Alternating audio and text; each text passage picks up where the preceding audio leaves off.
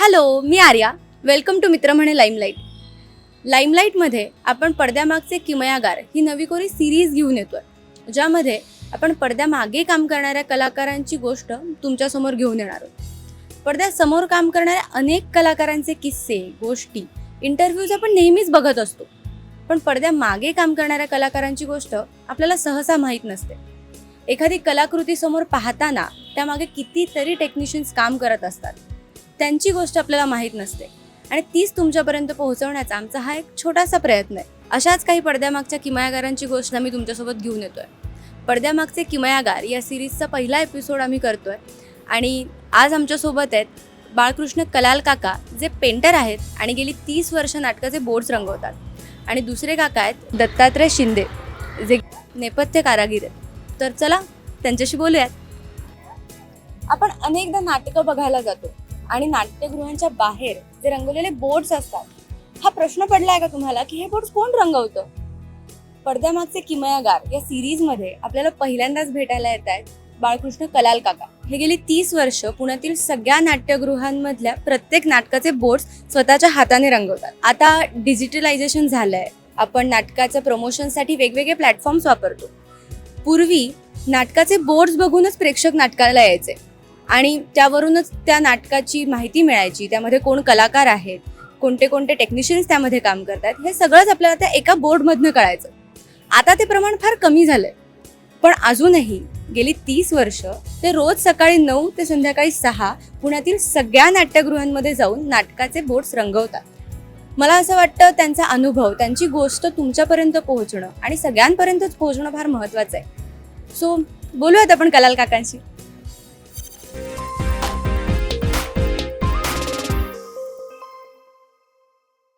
तर कलाल काका, तुम्ही गेली 30 वर्ष हे बोर्ड्स रंगवताय, प्रत्येक नाटकाचे, इथे घडणाऱ्या प्रत्येक प्रोग्रामचे. तर तुम्ही यामध्ये कसे आलात? म्हणजे अक्षरच माझं चांगलं होतं, त्यामुळे आमचे बंधू पण टिळक स्मारकमध्ये करायचे काम, त्यांच्याबरोबर मी पण करायला लागलो. अच्छा, तुम्ही कितव्या साली करायला लागला अंदाजे? 95-96. 95-96. तेव्हा तुम्ही किती वर्षाचे होतात? 30 वर्षाचे. 30-32 वर्षाचं असेल. आणि तेव्हाही सेम असेच बोर्ड्स असायचे? हो, असे हेच बोर्ड आणि हेच रंग? हेच रंग, हेच बोर्ड. आणि बोर्ड रंगवताना हे जे आता तुम्ही शेडिंग करताय, की चॉकलेटी बोर्डवर सहसा पांढऱ्या रंगाने रंगवलं जातं आणि आता तुम्ही पिवळ्या आणि निळ्या रंगाने त्याला शेडिंग करताय, तर हे तुम्हाला सुचलेलं आहे? हो, माझी सुचवलेलं आहे. अगोदर कोण नव्हतो करत, पण नंतर मी करायला लागलो. नंतर तुम्ही करायला लागलात शेडिंग? अगोदर फक्त हे करायचं होतं, पांढऱ्या रंगाने नाटकाचं नाव आणि निळा रंग बॅकग्राऊंड म्हणजे ह्याला मारायचं शेडिंगला. अच्छा, आणि मग तो पिवळा तुम्ही त्याच्यात नंतर ऍड केला. तुम्ही अक्षर उठून आणि तुम्ही एका ह्याच्यात तुमच्या असं वाचलं होतं की म्हणजे मी वाचलं होतं की तुम्ही लाल रंग ट्रायआउट करून बघितलात. मग तुम्ही पिवळाच कसा काय निवडलात? की पिवळा अगोदरपासून पिवळाच आहे, लाल रंग नव्हताच. अच्छा, आणि तुम्ही आतापर्यंत अंदाजे किती बोर्ड्स रंगवले असतील? अंदाज मला सांगता येणार नाही, पण या 30 वर्षामध्ये जेवढे बोर्ड आहेत ना झालेले पुण्यामध्ये, तेवढे मी रंगवले. तेवढे सगळे तुम्ही रंगवले? हजारोच्या वरती आकडे गेलेले. आणि असं एखादा प्रसंग आहे का, तुम्ही एखाद्या नावाजलेल्या नाटकाचा बोर्ड तुम्ही रंगवलात पहिलाच शुभारंभाच्या प्रयोगाचा, आणि ते नाटक खूप गाजलं? सैरे सैस. बरेच बोर्ड मी सैरे सैचे केले. एका लग्नाची गोष्ट, एका लग्नाची पुढची गोष्ट. आणि तुम्हाला असा लक्षात राहिलेला बोर्ड आहे, आता तुम्ही म्हणालात की सैरे सही लक्षात राहतो, तर आता इतके वेगवेगळ्या प्रकारचे शब्द, अक्षर तुमच्या समोर रोज येतात, तर तुमच्या आवडीचं अक्षर कुठलं आहे? मी एक ते नाटक आलं होतं खळखट्याक म्हणून. त्या खळखट्याकमध्ये लिहिण्यामध्ये खूपच चांगलं लिहिलं होतं ते, म्हणजे ओरिजिनल त्यांचंच होतं ते चांगलं लिहिलेलं. खळ 2-3 वेळा आला होता त्याच्यामध्ये, त्याच्यामुळे ते आमच्या एका याला पण खूप आवडलं होतं. ते डिझाईन करतात ना, त्यांनाही खूप आवडला होता तो मी लिहिलेला. आणि आता होतं असं की सगळीकडे आता फ्लेक्स लागतात, हम्म. तर फ्लेक्स वरती जे फॉन्ट्स असतात ते जेव्हा आपण उतरवतो तेव्हा तसेच्या तसे उतरवणं नाही अवघड नाही, जातं. तसं मी माझ्या मनानेच करतो. तुमच्या मनानेच करता. माझ्या पद्धतीने मी करतो. ते फ्लेक्स तसं उतरून नाही घेत नाही. फ्लेक्सवर जसं असतं तसं नाही घेत.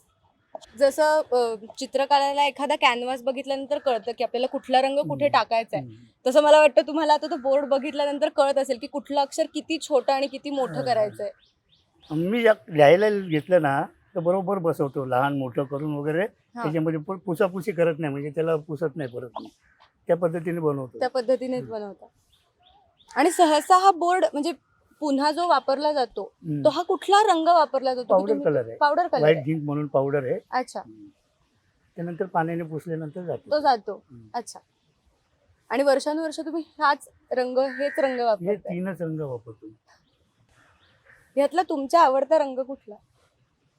मला पिवळा रंग खूप आवडतो. आवडतो. त्याच्यामुळे ते नावं वगैरे आहेत ना पिवळ्या रंगाने. हे रंग कुठून घेता तुम्ही? मी काय ते ह्याच्यामध्ये दुकान आहे बोरियामध्ये पुण्यात, तिथून रंग घेतो. आणि आता एकच दुकान आहे ते. एकच दुकान आहे ते, तिथे रंग मिळतात.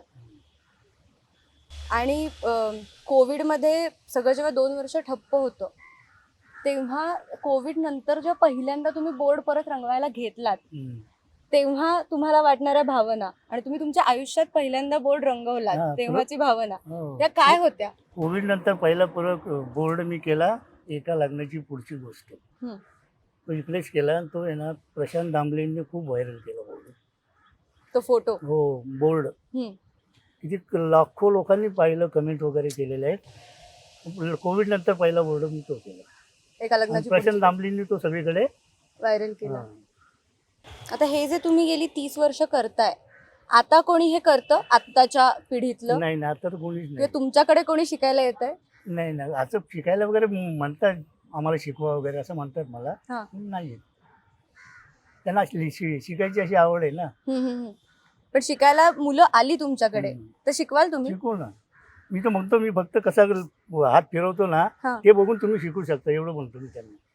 फक्त माझ्या बोटाकडे वळण कसं करतो वगैरे त्याच्यामुळे शिकू शकतात मुलं. आणि त्या काळी जेव्हा तुम्ही शिकलात, तुम्ही म्हणालात की तुमच्या बंधूंकडून तुम्ही शिकलात, हो तुम्ही असेच शिकलात बघता हो बघता? बघून बघून ते बोर्ड करायचे ना, मी पण पाहायचो कसं हात फिरवतात वगैरे, ब्रश कसा फिरवतात, त्या पद्धतीने मी शिकलो. आणि त्याच्यामध्ये मला माझं हस्ताक्षर चांगलंच असल्यामुळं तो मला फायदा झाला. आणि तुम्ही पुण्यातले सगळ्या नाट्यगृहांमधले बोर्ड रंगवता? फक्त पिंपरी चिंचवडचं नाही. पिंपरी चिंचवडचं नाही, पण तुम्ही गेली 30 वर्ष रोज हे करता? रोज रोज बोर्ड्स? रोज सगळ्या नाट्यगृहामध्ये जाऊन बोर्ड करतो. अंदाजे रोज किती बोर्ड रंगवले जातात? अंदाजे म्हणजे आता मे महिना एप्रिल महिना असेल ना, बालनाट्य वगैरे म्हणून तर 2-2, 3-3 शो रंगवावं. 3-3 बोर्ड एका थिएटरला रंगवावं लागतं. अच्छा. आणि नाटक म्हणजे आता नाटकाचे विषय खूप वेगवेगळे असतात. तुम्ही म्हणाल तसं आता बालनाट्य आहे किंवा हॉरर जॉनर असतो, त्यानुसार अक्षरं बदलतात?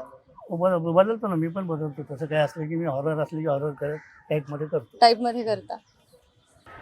आणि जसं तुम्ही म्हणालात की तुमचं हस्ताक्षर चांगलं होतं म्हणून तुम्ही ह्यामध्ये आलात, तसं तुमच्या मुलांचंही हस्ताक्षर आता चांगलं आहे, तेही करतात असं? आर्टिस्ट आहे. तुमचा पुतण्या आर्टिस्ट आहे, त्यालाही तुम्ही शिकवता बोर्ड लिहिणं? तो पण कधी कधी मदत करायला येतो, तो पण माझ्याबरोबर. अच्छा. पण तो चित्रकार आहे. अच्छा. तुमचं आवडतं नाट्यगृह कुठलं पुण्यातलं? बालगंधर्व. आणि तुम्ही आता बोर्ड रंगवताना रोज पुण्यातल्या प्रत्येक नाट्यगृहात जाता? प्रत्येक नाट्यगृहात मी रोज जातो. रोज? एक बोर्ड असला तरी मी तिकडे जातो. मग असे दिवसाला किती नाट्यगृह तुम्ही फिरता आता? 4 नाट्यगृह मी दिवसाला फिरतो सहज. आणि तुम्ही किती वाजता सुरुवात करता तुमच्या कामाची? मी सकाळी 9 वाजता बालगंधर्वला येतो, त्यानंतर मी कामाला सुरुवात करतो. अच्छा. सकाळी मी 9 वाजता बोर्ड करत असतो इकडे बालगंधर्वला रोज? हो. आणि असं दिवस संपेपर्यंत तुम्ही छान सगळीकडचे बोर्ड रंगवून तयार असतात? तुम्हाला असा काही एखादा मुद्दा आहे जो सांगायचा आहे ह्याबद्दल किंवा पुढच्या पिढीला इन जनरल? मला एवढं सांगायचं फक्त हे आता जे चालू आहे ना, हे असं हे चालू ठेवा. फ्लेक्स वगैरे आणून यायचे. फ्लेक्स वगैरे आणून नाही त्याच्यामध्ये? हातानेच लिहायला पाहिजे नाटकाचे बोर्ड तरी. काका आपल्याशी गप्पा मारता मारता मी त्यांना सहज म्हणून गेले मगाशी की आमचं मित्र म्हणे लाईमलाईट म्हणून चॅनल आहे ज्याच्यावर आम्ही पडद्यामागचे किमयागार हा सेगमेंट घेऊन येतोय, तर त्याचं तुम्ही काही लिहून दाखवू शकाल का? त्यांनी इतकं सुंदर हे इथे लिटरली 10व्या मिनिटाला हा बोर्ड रेडी आहे, मी फक्त गप्पा मारत थांबली म्हणून काका इथे उभे आहेत. इतका सुंदर तो त्यांनी तयार केलाय. त्याला शेडिंग करणं, जसं ते म्हणाले की पिवळा रंग जसा त्यांना तो आवडतोय तितकाच तो उठूनही छान दिसतोय. काका खूप खूप धन्यवाद की तुम्ही गेली 30 वर्ष तर हे करतच आहात. आजही तुम्ही ते तितक्याच आवडीने तितक्याच इच्छेने करताय आणि आमच्यासाठी तुम्ही हा बोर्ड रंगवलात. खूप खूप धन्यवाद. आपल्यासोबत आता आम्ही कलाल काकांशी जसं गप्पा मारत होतो तसं आम्हाला शिंदे काका भेटले, दत्तात्रय शिंदे काका. गेली 43 वर्ष बालगंधर्वमध्ये किंवा पुण्यामध्ये ऑल ओव्हर महाराष्ट्र मला असं वाटतंय घडणाऱ्या प्रत्येक नाटकाचे नेपथ्य करतात. काका गेली 43 वर्ष तुम्ही हे करताय, तुमची सुरुवात कुठून झाली? 1983 साली मृगया या नाटकाने झाली, मोहन जोशीचा. आणि आत्ताही मोहन जोशीचंच नाटक करतो मी, आत्ता चालू आहे. आता सुरू आहे ते? हो, मला काही सांगायचं आत्ता चालू आहेत ना ते नाटक. त्याचे आत्ता शेवट त्याच्यावर होईन का नाही हे नाही मला माहिती, पण नाही शेवट नाही होणार. पण म्हणजे नेपथ्य करावं असं, म्हणजे नेपथ्य करायचं म्हणूनच इथे आलात? हो, म्हणजे मला काम शिकायचं होतं. नाटकाचं नाटकासंबंधित काय काय असतं, नाटक काय, सेट काय असतो, त्याला ते खिळे म्हणून असतात.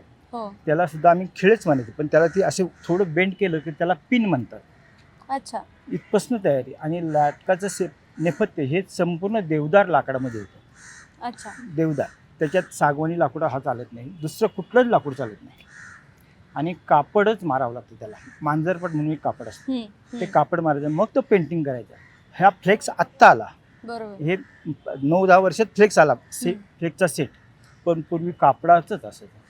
हां, मग त्यावेळेला आम्ही यांच्यासारख्यांची मदत घ्यायचं की आम्हाला हे सेट रंगवून द्या.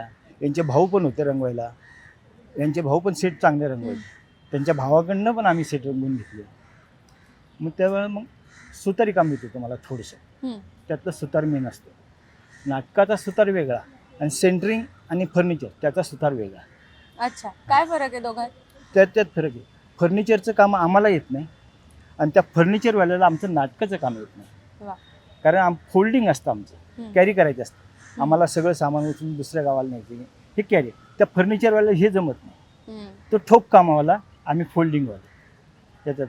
आणि सेंटरिंग हा सेंटरिंगच, फक्त बांधकामाचं सेंटरिंग यात हा फरक. तुम्ही मगाशी असं म्हणालात की तुम्हाला नाटक बघण्याची आवड होती आणि म्हणून तुम्ही इथे आलात. तुम्ही 43 वर्षात सगळी नाटकं बघितली आहेत. आता जी तुम्ही ज्यासाठी नेपथ्य केलंय? हो, बरेचसे काही. म्हणजे आम्ही पूर्ण नाही पाहत, पण साईडनी पाहतो. साईडनी पाहण्यापेक्षा कानाने ऐकतो. जरी त्या कलाकाराचा एक शब्द जरी गेला तरी आम्हाला अरे हा शब्द गेला बरं का त्याचा. अच्छा. म्हणजे एवढं नाटक आमचं पाठ असतं त्यांच्यापेक्षा. हां, तेच काही वेळेस चुकते, पण आम्ही अरे नाही हा शब्द गेला त्यामुळे त्याची मुवमेंट चुकली. इथं ब्लॅकआउट व्हायला पाहिजे होता ह्या वाक्याला, तो झाला नाही म्हणजे तो लाईटवाला चुकला. इथं म्युझिक वाजायला पाहिजे होतं, पण हे म्युझिकवाल्याने वाजलं नाही, म्युझिकवाला चुकला. एवढं आम्ही सेटिंगवाले हे सांगू शकतो. म्हणजे सगळीकडे तुमचं हो लक्ष असतं. परत स्टेजवर एक खिळा पडलेला असतो, तो खिळा उचलून काढायचा, कारण कलाकाराला लागला नाही पाहिजे. आणि स्टेजवर कंपल्सरी थांबावं लागतं, कधी सेट पडू शकतो. बरं आता आम्ही ओपनला जातो ना बाहेर गावी, तर वादळ सुटतं, सेट पडतं. मग सगळ्या कलाकारांना सुद्धा आम्ही उभं करतो, चला फ्लॅट धरून उभे राहा. मग सगळे कलाकार उभे राहतात. समजा पोचायला जर उशीर झाला तर आमचे ते कलाकार सगळे वाहतूक करतात. असं जेव्हा सुरुवातीला आता तुम्ही म्हणालात की तुम्ही पहिलं नाटक जेव्हा केलं तेव्हा तुम्ही नेपथ्याचे शिक्षण घेतलं होतं कोणाकडून? नाही, माझे 2 जोडदार होते भरतनाट्य मंदिरचे. अच्छा. त्यांनी मला शिकवले 5 प्रयोग, आणि ते पण मानधन न घेता.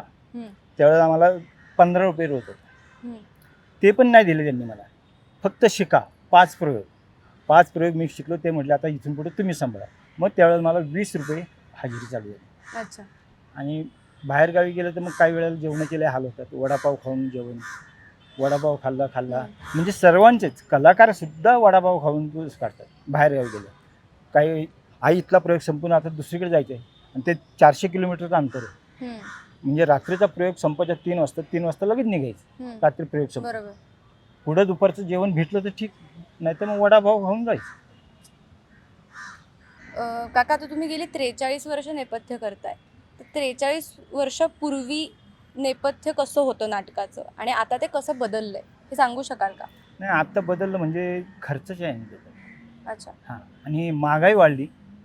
त्या पूर्वीच्या नेपथ्याला एवढा वाटत नव्हतं, नेपथ्य चांगले असायचे. हम्म, पण आता एवढी महागाई वाढली त्याच्यामुळे लोक नेपथ्य कमी करायला लागले. हम्म, अरे खर्च वाया जाते, खर्च बरोबर. वाया जाते. ज्याचं नाटक चालतं तो खर्च करतो, हम्म, त्याला काय वाटत नाही, कारण तो त्याचे 100 प्रयोग झाले की तो सेटअपच चेंज करतो, बदलूनच टाकतो डायरेक्ट. बरोबर. म्हणजे तो अनेक प्रयोगाचा करू शकतो. करू शकतो. पण ज्याचे 5-50च होणार असेल तो एवढा खर्च करू शकत नाही. नेपथ्य करताना प्रायोगिक नाटक आणि कमर्शियल नाटक याच्यामध्ये काही फरक पडतो? हो, कमर्शियलला प्रयोग फुल सेट असतं, पूर्ण सेट. हम्म, आणि प्रायोगिकला थोडंसं आपलं लेवल्स लाव, हम्म. इकडे एक खिडकी, इकडे एक दार, हम्म. चौकटी लाव, फ्रेमी लाव, हे प्रायोगिक नाटकाला चालतं. नेपथ्यामधली तुमच्या आवडतीची गोष्ट कुठली? नेपथ्यामधली सर्वच आवडतं मला. म्हणजे जेवढं अवघड असेल त्यांनी हे दिलं मला की चॅलेंज, की हे करायचं. हम्म, मी मुंबईवाल्यांचं सुद्धा नेपथ्य मी पुण्यात करून दिलं. म्हणजे मुंबईवरनं डिझाईन आणलं हम्म. आणि मग ते पुण्यात केलं. अच्छा. अमेरिकन अल्बम, उदाहरणार्थ अमेरिकन अल्बम, हम्म. ते मुंबईमध्ये डिझाईन झालं, ते पुण्यात करून दिलं त्यांना. अच्छा. मग त्यांच्यात खर्चाचा डिफरन्स पडला. हम्म, हम्म. ते त्यांना 3 लाखाला पडणार होतं, ते मी इथं 2 लाखात बसून दिलं. वा. म्हणजे आपले जरा हे आहे. बरोबर. म्हणजे त्यांना पण जरा फायदा, कंपनीला फायदा आला, आम्हालाही फायदा आला, बरोबर. आम्हालाही काम मिळलं ना. अमेरिकन अल्बम चांगला सेटअप होता, पण डिझाईन मुंबईचं होतं. अच्छा. आता तुम्ही इतकी वर्ष नेपथ्य करताय, असा कुठला किस्सा तुम्हाला आठवतोय की एखाद्या नाटकाच्या वेळी काहीतरी नेपथ्यामध्ये गणलं होतं किंवा हो, काही ऍक्सिडेंट झाला होता? ॲक्सिडेंट होतो, गणतं काय. आमचा एक कलाकार होता असं बॅकस्टेजवाला, जरा थोडं हे संगीत नाटकात होता हम्म. आणि पडदे लावायचे संगीत नाटकाला, तर त्यांनी तो पडदाच उलटा लावला होता. अच्छा. म्हणजे त्याचे तलवारी खाली, हम्म. पडद्यावर डिझाईन होतं तलवारी जे भालेचे, ते खाली गेले होते. अरे प्रयोग चालू झाल्यानंतर लक्षात आलं, अरे तो तर सीन झाला. हम्म. मग परत जाऊन तो सीन झाला, तो संपला, पण नंतर ब्लॅकआउटमध्ये तो पडदा परत पलटी मारून ते केला. अच्छा. असे घडतात. भरपूर आणि घडतं. हो, कधी सामान लागत नाही वेळेत, कधी कलाकार पडतात, हम्म. ते लेवल्स म्हणून असतात, त्याला जर एक पिन जरी खेळा तो पडला नाही हम्म. तर तो कलाकार त्याच्यावरून पडू पडू शकतो. शकतो. बरोबर. पडतात, हे अनेक किस्से घडतात. आणि आता 43 वर्षापूर्वी जसं तुम्ही म्हणालात की तुम्ही ऑल ओव्हर महाराष्ट्र नेपथ्य करता, हा. कसं मॅनेज करता हे? काय नाही, आता काय मॅनेज करायचं, आपला व्यवसाय दृष्टीने आम्ही ते करावंच लागतं. महिन्यात एक 40 दिवस आम्ही बाहेर असायचो, 40 दिवस. अच्छा. पण त्यावेळेला नाटकं चालायची, ग्रामीण लोक नाटकं पाहायची. त्यावेळेला टी व्ही नव्हता, कार्यक्रम नव्हते, मोबाईल नव्हता, हम्म. त्यामुळे हा कार्यक्रम म्हणजे मनोरंजन म्हणून नाटक. अच्छा. आता सगळं ते आलं, त्यामुळे बाहेरची नाटकं बाहेरच कमी झाली, कमी झाली आहेत. फार कमी झाली. पण इतक्यात नाटकांची संख्या कमी झाली असं वाटतं तुम्हाला? हो, नाटकांची संख्या पण कमी. कधीपासून साधारण? हे टी व्ही मोबाईल आल्यामुळं बरेचसे कमी झालं. बरंच. टी व्हीला त्यावेळेस फक्त दूरदर्शन चालायचं, त्यावेळेस नाटकं चालायची. हम्म. पण आता सगळं झालं, डिश आले, अंक झालं, हम्म. कुठलं नाटक टाका, शिड्या मिळतात, नाटक टाका, घरी बसा. बरोबर. त्यामुळे नाटकं तशी कमीच झाली. हम्म. त्यामुळे पहिले 3 प्रयोग चालायचे हम्म. रोज कंटिन्यू 3 असायचे, तारीख मिळायची नाही. पण आता फक्त शनिवार रविवार चालतात, हो. बाकी इतर दिवशी काही Weekdays मध्ये नाही. चालू. इतर दिवशी एक काहीतरी कुठला तरी कार्यक्रम होतो. आणि असं आहे प्रकार. जसं आता तुम्ही म्हणालात की आधी 40, 45 दिवसाचे तुम्ही दौरे करायचा, आता होतात दौरे? आता कसे असतात? नाही होत आता. आता दौरे होत नाही. आता दौरे नाही होत, फक्त झाले तर ते मुंबईवाल्यांचेच होतात. पुन्हा मुंबई एवढंच होतं. पुणेवाल्यांचे दौरे आता होत नाही. झाला तर 1-2 कुठेतरी एखादा असला तरच, पण असे 9-9, 10-10 दिवसाचा दौरा कधीच नाही होत आता. पुणेवाल्यांचा तर नाही होत, कारण पुण्यात नाटकच जिवंत राहिलेलं नाही. हम्म. नाटक करायला, कारण त्यांना रिस्पॉन्स मिळत नाही. नाटकाला. हां, आणि पैसा असेल तरच नाटक लावतो, पुढं खर्च करत. आता बरेचसे आमच्या निर्मात्यांनी केले प्रयत्न, 50 प्रयोग केले, पण 50ही लॉस झाले, तर मग तो पुढं नाही उभं राहू शकत. बरोबर. पूर्वीचं नेपथ्य आणि आत्ताचे नेपथ्य फार फरक आहे. आता फ्लेक्स आला, पहिले कापडी रंग पेंटिंग चालायचं. हम्म. आता फ्लेक्स काम झालं. बरोबर. आणि आता काही नाटकं फक्त चेंजिंगचे, अच्छा. काही नाटकं नुसते बॉक्स सेटवर चालतात, चेंजेस करत नाही. कारण आता कारागीर मिळत नाही तसे. हम्म. पुण्यात तर तसे असे चेंजिंगवाले कारागीर नाही. पूर्वी होते.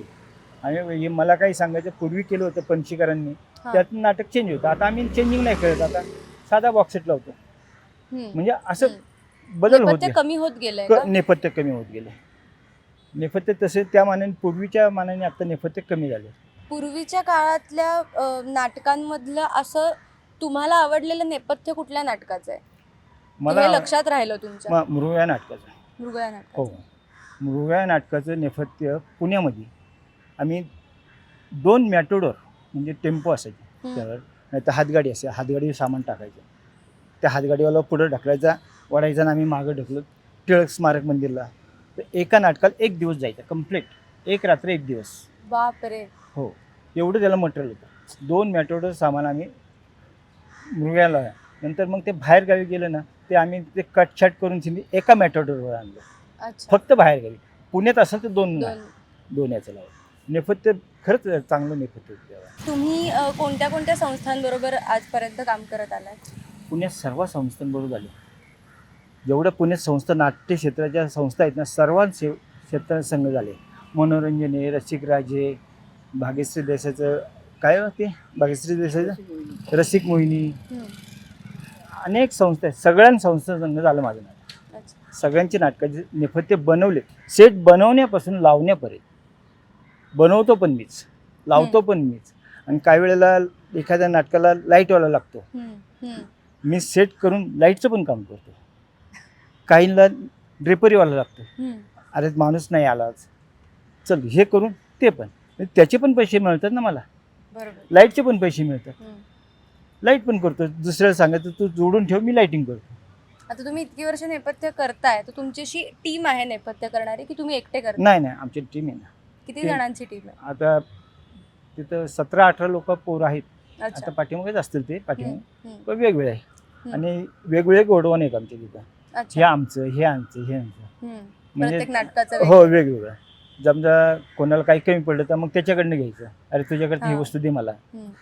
मग त्याचं भाडं द्यायचं त्याला. बरोबर. ते असंच चालतं तिथं आमचं. अच्छा. टीम वर्कर आहे आमचं. थँक्यू काका, जा. तुम्ही ओके. माझ्याशी गप्पा मारल्यात आणि ओके. तुमचा एक्सपिरियन्स सांगितला. ओके. पडद्यामागचे किमयागार या सिरीजचा हा एपिसोड तुम्हाला कसा वाटला हे मला नक्की कळवा.